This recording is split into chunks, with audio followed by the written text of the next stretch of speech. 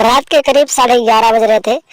दिनेश अपने ससुराल गया हुआ था और दिनेश जब अपने ससुराल पहुंचा तो उसकी सरहज ने उसे बहुत ही अच्छे तरीके से उसका खातिर पार किया। और उसके बाद में दिनेश जब खाना खाया, खाना खाने के बाद में अपने कमरे में सोने के लिए चला गया तो रात के करीब 12-1 बजे उसकी सरहज जो थी दिनेश के कमरे में आ गई। और दिनेश के कमरे में आने के बाद दिनेश के बदन को सहलाने लगी और फिर अचानक दिनेश की नींद खुल गई। और जब दिनेश की नींद खुली, जब दिनेश ने देखा कि उसकी सरहज उसके बदन को सहला रही है और उसके चारपाई के पास बैठी है, तो दिनेश पूछा कि सरहज जी, आखिर क्या बात है, आप ये इतनी रात को मेरे कमरे में क्या कर रही हो? तो दिनेश की सरहज कहती है कि जीजा जी, आप तो जानते हैं कि आपके साले जी करीब 2 साल हो गए परदेश चले गए हैं और घर नहीं आ रहे हैं, तो मेरा प्यार करने का मन कर रहा है, तो मैं किससे प्यार करूं? और मैं सोच रही हूं कि मैं आपसे ही प्यार कर लूं। उसके बाद में इतनी बात सुनने के बाद दिनेश जो होता है वो भी कहता है कि ठीक है।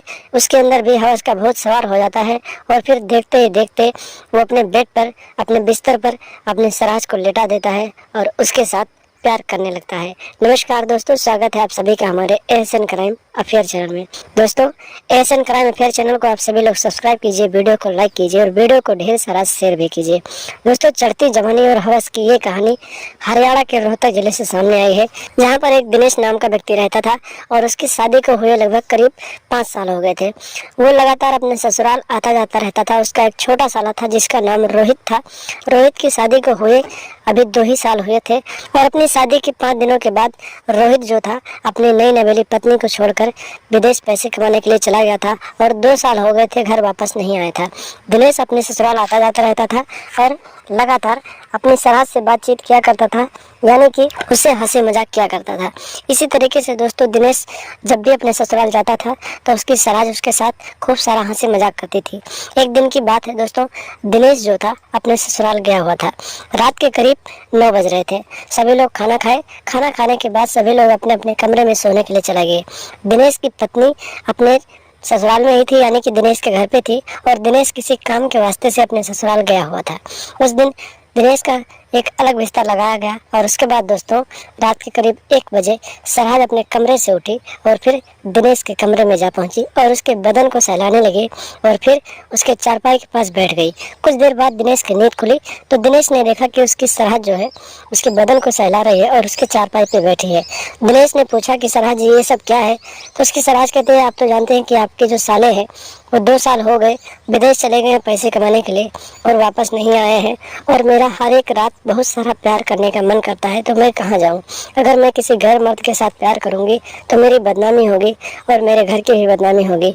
तो मैंने जब आपको देखा तो आपके ऊपर मेरा दिल आ गया और मैं आपके साथ प्यार करना चाहती हूँ।